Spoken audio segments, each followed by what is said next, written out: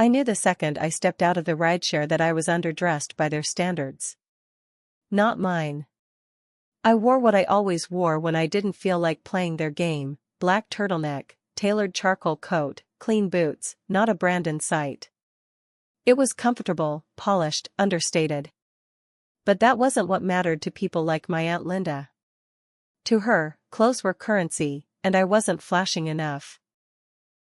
The hotel valet gave me a slight nod, not quite sure whether to take my keys or check my name, and I just smiled and walked past. Inside, the lobby smelled like rosemary and wealth. Every corner gleamed, every guest sparkled. The party was being held in the main ballroom, already humming with music and the kind of laughter that's more performance than joy. My brother's fiancée came from a family that did everything loud, glossy, and expensive. I didn't blame her. I just didn't belong in it. Not to them, anyway. What happened next was rather unexpected. I will tell you everything, but first, if you enjoy stories like this, you want to be part of the 10% viewers who click on the like button. It makes us really happy.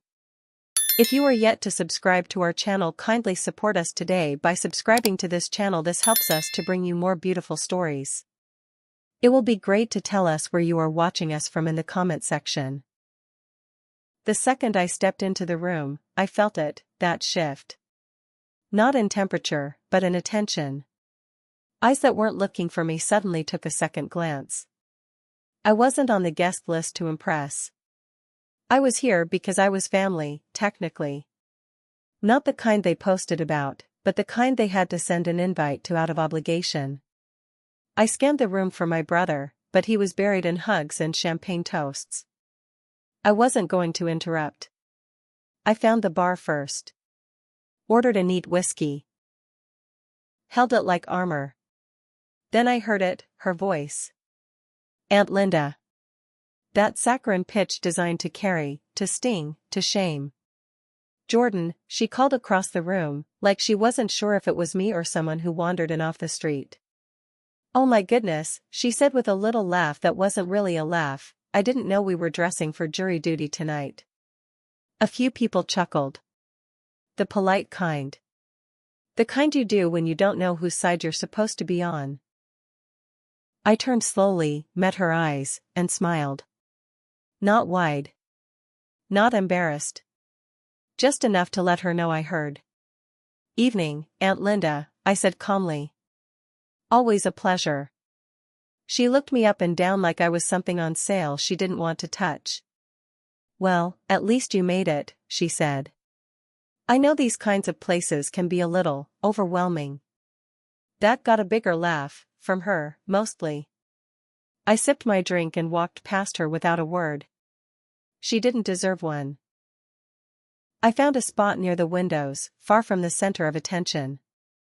That was always my position at family events, present, but peripheral. I watched as couples clinked glasses and photographers circled the room. I couldn't help noticing how nobody asked what I did. Nobody ever did. Not unless I showed up in something obviously expensive, or dropped the name of someone they'd heard of. Otherwise, I was just Jordan, the mysterious sibling who never gave too many details. And I preferred it that way, mostly. But not tonight. Tonight, I had decided that if they were going to talk about me, they might as well have something real to talk about. I looked down at my phone. One text from the hotel's general manager: Penthouse suite is ready when you are, Mr. Clark. Right on time. I slipped the phone back into my pocket just as the music dropped out and the hotel DJ's voice rang out across the ballroom. Excuse me, everyone, he said, calm and clear. May I have your attention for just a moment? Mr. Jordan Clark, your suite is ready, sir. Penthouse key is waiting at the front desk. Silence. Not the good kind. The stunned kind. Every head turned. Aunt Linda stopped mid-sip. I didn't smile. I didn't gloat. I just adjusted the cuff of my coat, nodded at no one in particular, and walked across the floor. The crowd parted. The hotel owner himself met me at the entrance to the lobby, hand extended like we were old friends. Which we were, in a way. He clasped my shoulder, leaned in, and said, "We've taken care of everything. As always, it's an honor to have you here." And that, right there, was the moment Aunt Linda's jaw finally dropped. She didn't laugh. She didn't speak. She just watched me walk away, and this time I didn't walk alone. I felt the change before anyone said a word. It wasn't dramatic, no gasps, no applause, but it rippled through the room like a sudden drop in pressure. The kind you feel in your ears before a storm hits. People who had barely glanced at me minutes earlier were now watching too carefully, recalibrating in real time. I'd seen that look before. It was the look people get when they realize they've misjudged someone and are scrambling to rewrite the story in their heads fast enough to save face. I walked calmly toward the lobby, posture steady, heart pounding in a way that had nothing to do with nerves and everything to do with years of swallowed moments finally surfacing. I didn't look back at Aunt Linda, but I could feel her stare on my spine, hot and stunned, like she was trying to understand how the punchline had walked away and taken the microphone with it. The hotel owner's hand on my shoulder grounded me more than I expected. He didn't need to say much. His presence did all the talking. People recognized power when it stood close enough to touch. His tailored suit, his easy authority, the way staff subtly shifted around him like planets adjusting their orbit. "We've had everything prepared exactly as discussed," he said quietly, guiding me toward the lobby doors. "If there's anything you need tonight, you know where to find me." I thanked him, meaning it, and as we walked, I caught a glimpse of my brother's face in the crowd. Confused, curious, proud, and maybe just a little embarrassed. I didn't hold it against him. He'd grown up in the same ecosystem I had. He just adapted differently. The lobby felt like a different world. Quieter. Controlled. The noise of the party dulled behind thick glass doors, replaced by the low hum of lighting and the faint scent of citrus polish. The front desk staff straightened the moment they saw me. No hesitation. No uncertainty. The keycard was already waiting, embossed and discreet. "Elevator's ready for you, Mr. Clark," the manager said with a respectful nod. I took the card, thanked him, and stepped toward the private elevator, aware of how surreal it felt to move through space that had once felt forbidden.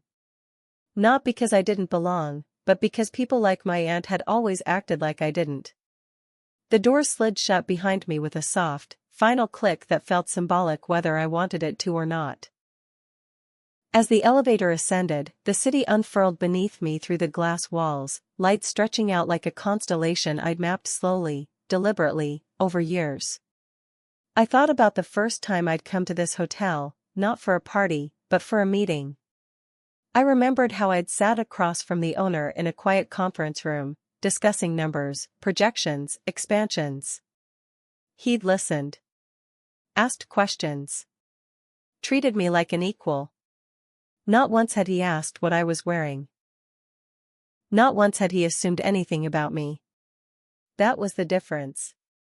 Respect built on substance versus respect built on spectacle.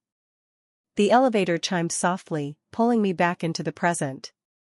The suite was exactly how I'd requested, minimal, warm, intentional. Floor-to-ceiling windows. Clean lines. No unnecessary ornamentation. I set my coat down, loosened my collar slightly, and stood still for a moment, letting the quiet settle.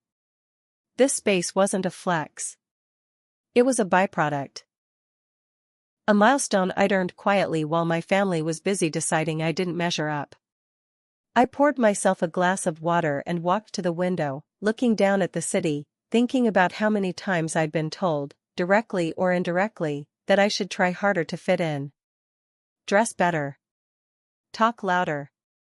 Explain myself more. Tonight proved what I'd always suspected, fitting in had never been the point. Building something real had been. My phone buzzed. Then buzzed again. Messages poured in.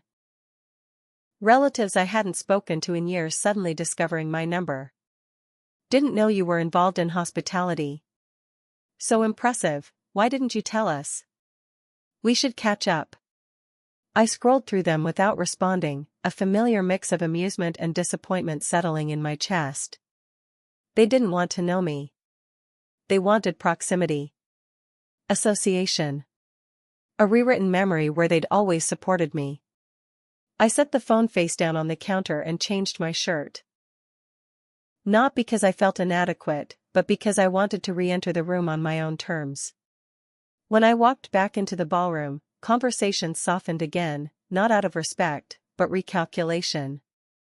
I felt it in the way people angled their bodies toward me now, in how smiles lingered longer than necessary. My brother broke away from a group and approached, eyes searching my face like he was trying to reconcile two versions of me. "Since when do you have a penthouse here?" He asked quietly, not accusatory, just stunned. I shrugged, the smallest smile tugging at my mouth. "A while." He exhaled, shaking his head. "You could have said something." I met his eyes. "You could have asked." Aunt Linda hovered nearby, suddenly unsure of her footing. She laughed once, too late, too hollow, and attempted a smile that didn't quite land. "Well," she said, smoothing her dress, "I had no idea. You always were so private." The implication hung there, that privacy had been my flaw. I didn't take the bait. I simply nodded. "Some things are easier to build quietly," I replied. Her smile faltered. For the first time that night, she didn't have a follow-up. I took my drink and stood near the edge of the room again, not hiding this time, but observing. Watching how quickly respect appeared once it was validated by status. It didn't make me angry anymore. It just made things clear. I wasn't invisible. I'd never been.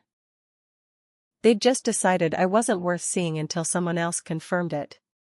And standing there, surrounded by music and laughter and fragile egos, I realized something important: I didn't need to stay. I'd already said everything I needed to say without speaking a word. When I finally left the ballroom for the second time, it wasn't with an escort or announcement. Just a quiet exit, unnoticed by most, misunderstood by some. And that was fine. Because the version of me they'd laughed at was gone. Not replaced by wealth or recognition, but by certainty. I knew who I was. I knew what I'd built. And for the first time at a family event, I didn't feel smaller for it. The morning after the party, I woke before sunrise. Not because of stress or noise, but because my mind was already working through the weight of last night. It wasn't anger I felt, not anymore. That had burned out years ago, back when the same family that praised my brother's internship at a hedge fund ignored my business launch entirely. What I felt now was something colder, sharper: clarity. The kind that comes only after you realize you've outgrown the need for validation. I poured a coffee in the suite's quiet kitchen, the floor beneath my feet warm from under-tile heating, and stared out across the sleeping skyline. The city looked different from this height. Distant. Manageable. Like it belonged to me now, instead of the other way around. My phone buzzed again, same as it had all night. I hadn't responded to a single message yet, not because I was playing games, but because none of them felt worth answering. Jess, of course, had tried the hardest. She sent 3 texts between midnight and 3 a.m. Her last one read, "We didn't know you were that successful. You should have said something." That sentence stuck with me. That one, in particular, echoed like a misplayed note. I should have said something. Like success only matters if you announce it. Like I was somehow responsible for their shallow assumptions because I chose silence over spectacle.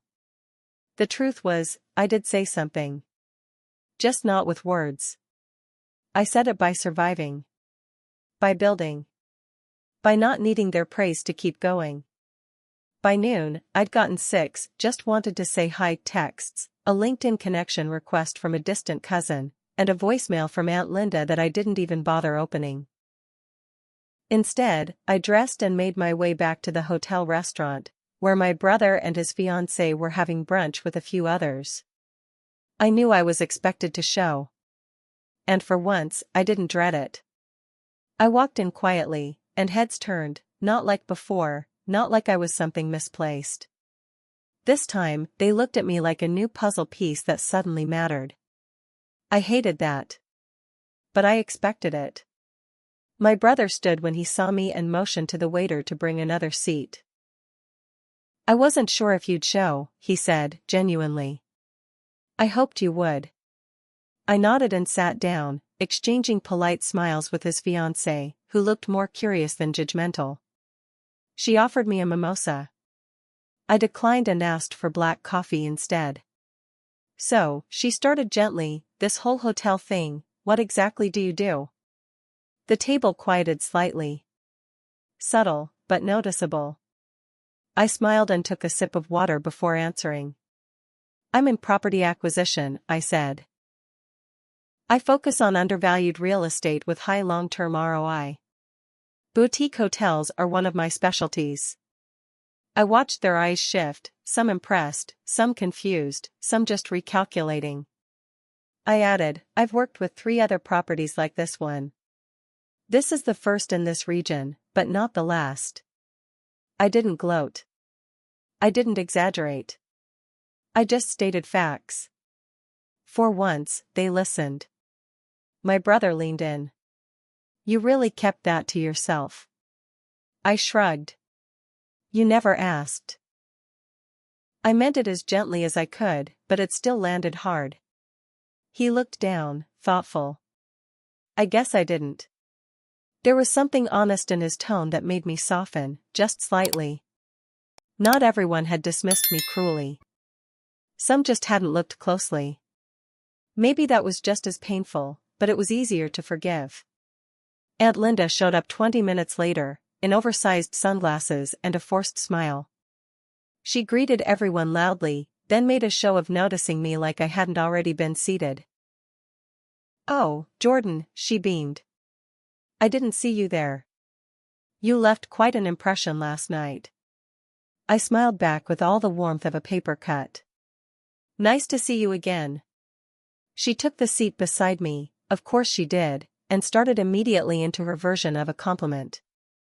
"You know," she said, voice syrupy, "I always knew you had potential. You were just quiet about it. It's so wonderful to see you doing well. You should have told us sooner." There it was again. That theme. That accusation wrapped in a compliment. I could have shrugged it off, but something in me, maybe tired, maybe finally done, decided it was time to say what had been sitting in my chest for years. I turned to her, calm and clear. "Aunt Linda," I said, "you've known me my whole life. I've been building this for over a decade. I've been working while you've been watching.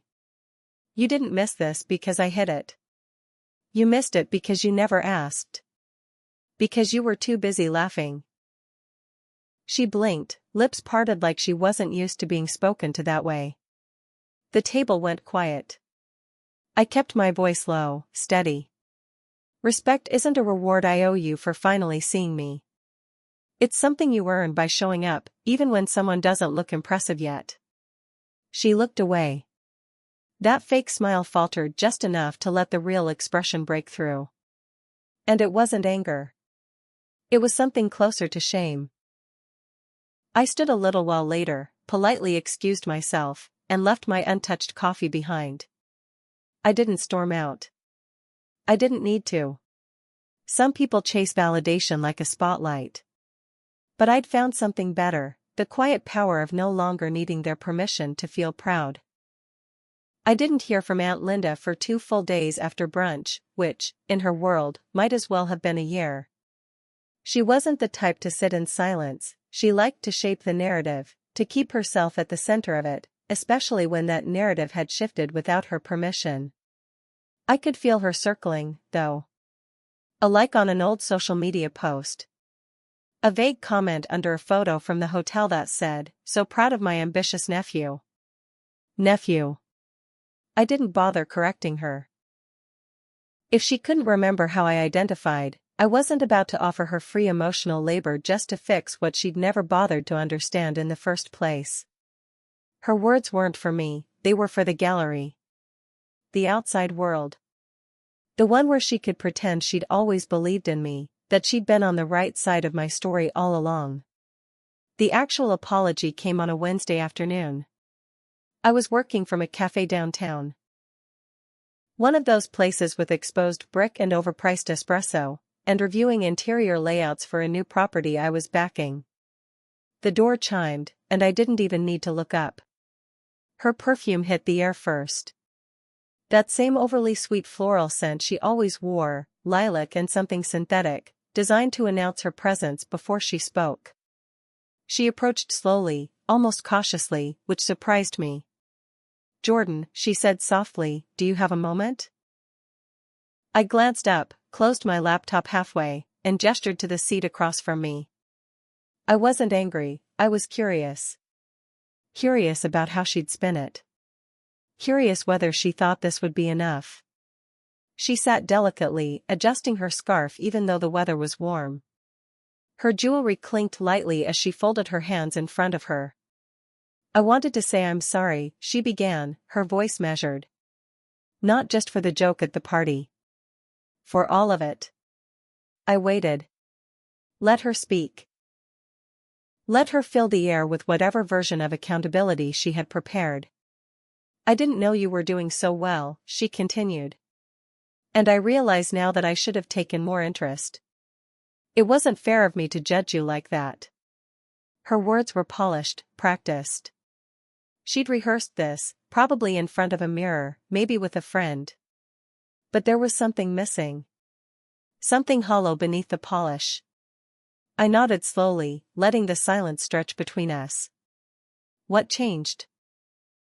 I asked finally. Her eyes flickered, just for a second. "What do you mean?"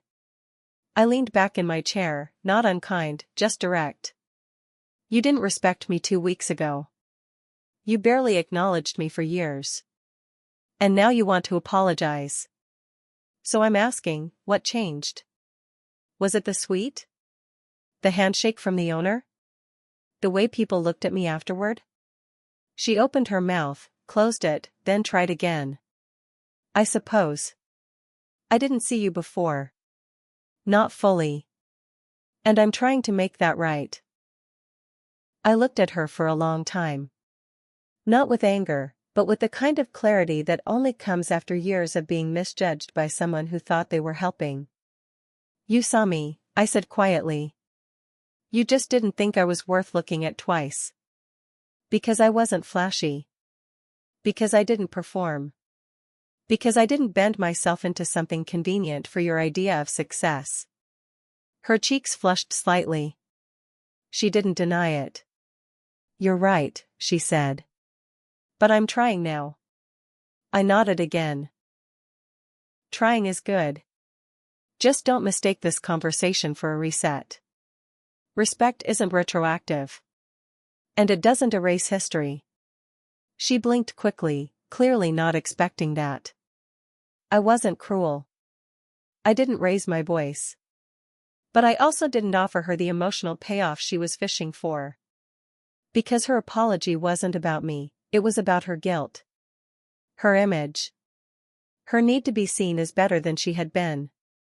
And that wasn't something I was willing to participate in, not anymore.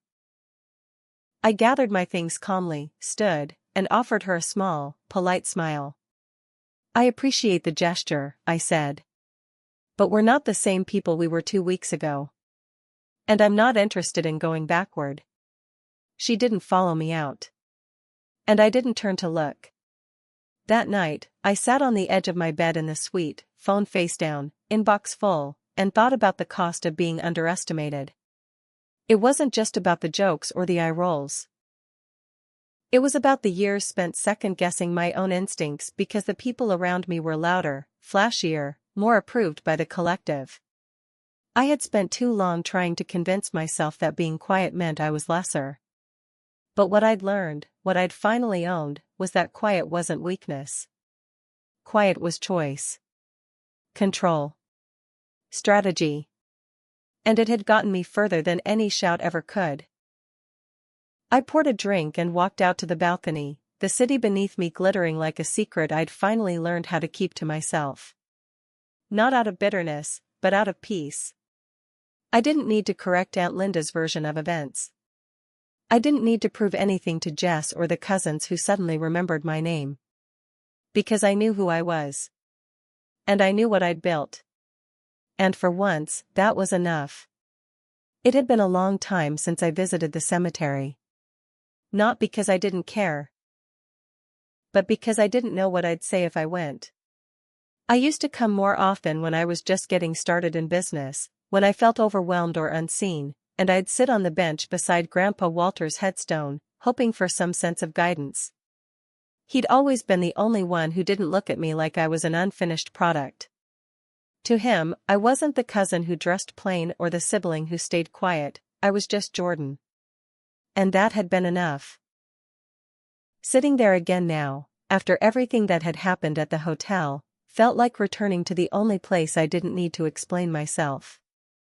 The wind was soft that day, and the sky was a muted gray that matched the quiet.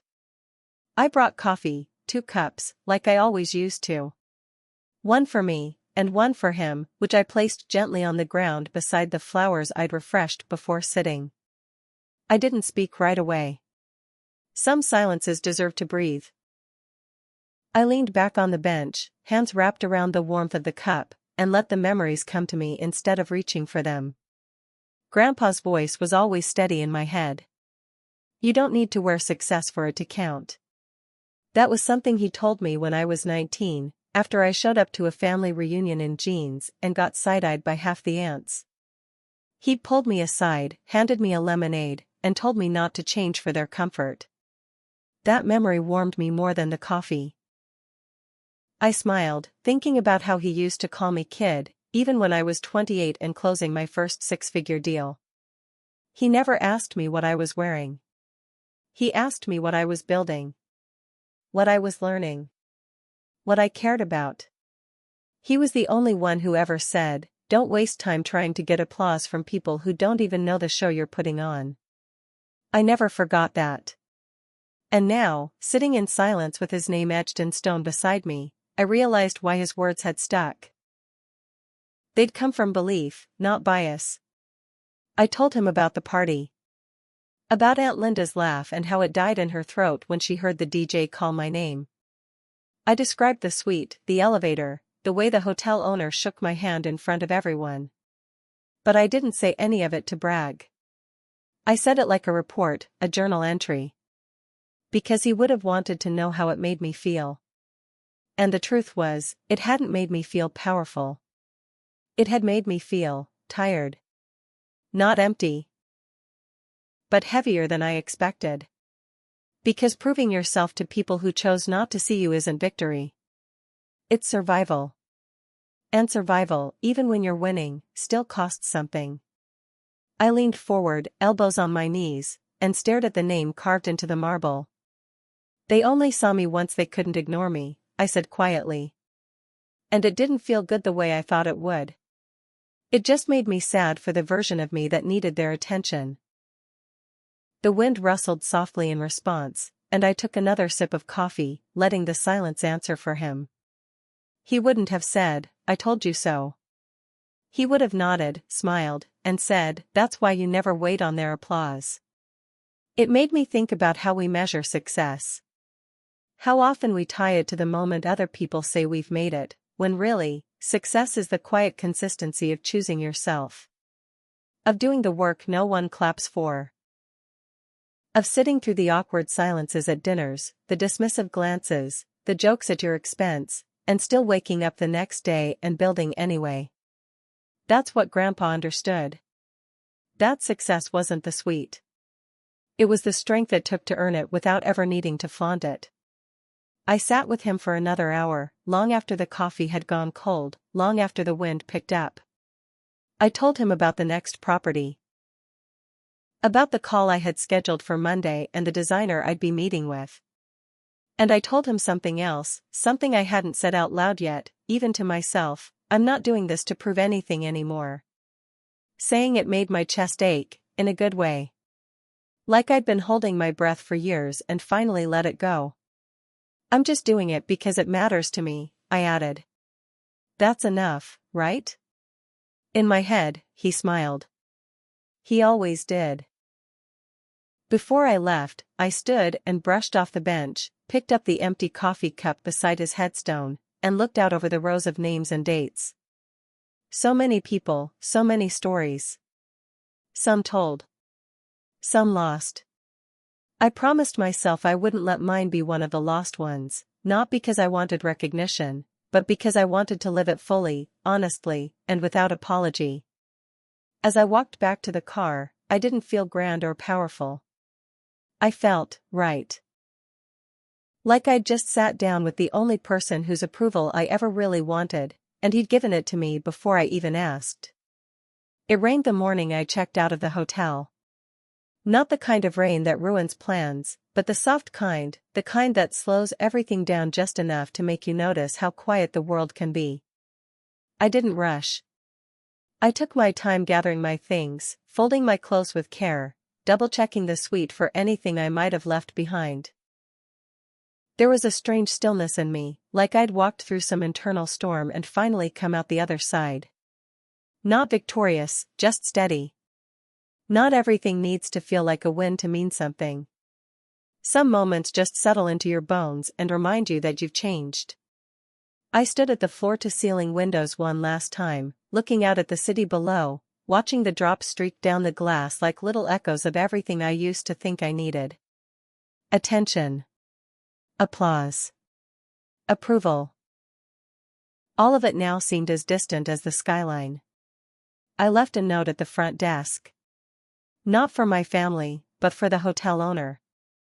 It was handwritten on hotel stationery, nothing dramatic, just a quiet confirmation of what we'd discussed. I was in. Fully. I'd reviewed the final architectural plans for the second tower, and I was ready to move forward with the investment. I signed my name with the kind of calm certainty I used to fake in meetings when I was younger, when I thought confidence was loud. It's not. Real confidence doesn't bark for attention. It walks into a room and doesn't need to announce itself.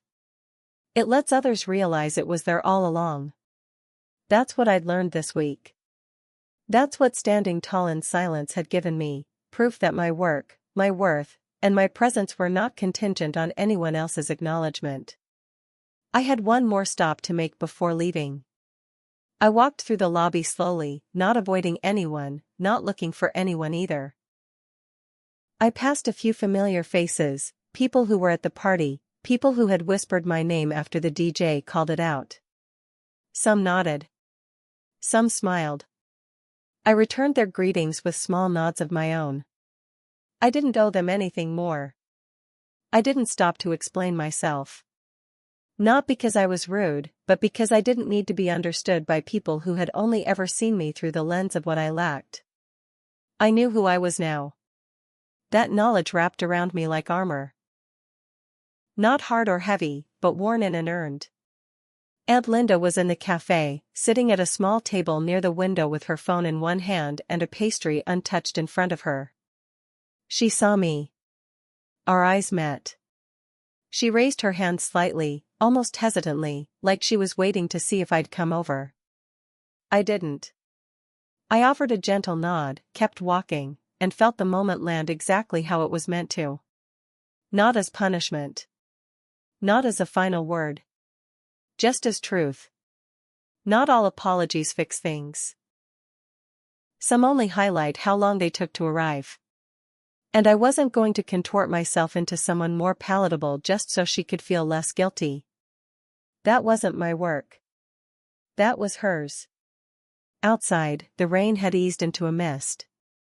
The city looked softer in the wet light, like it had been rinsed clean. I stood for a moment on the sidewalk, letting the air touch my face. I didn't call a car right away. I walked. Not toward anything urgent, not away from anything either. Just forward.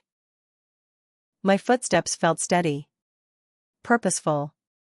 I thought about the version of me that had walked into that hotel a few days ago, shoulders slightly tight, bracing for another round of subtle humiliation.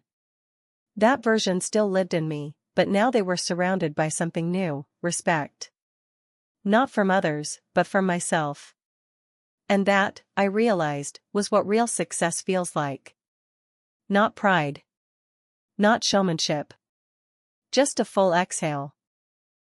Later that evening, I sat at home on my own couch, in my own space, surrounded by the quiet I used to mistake for loneliness.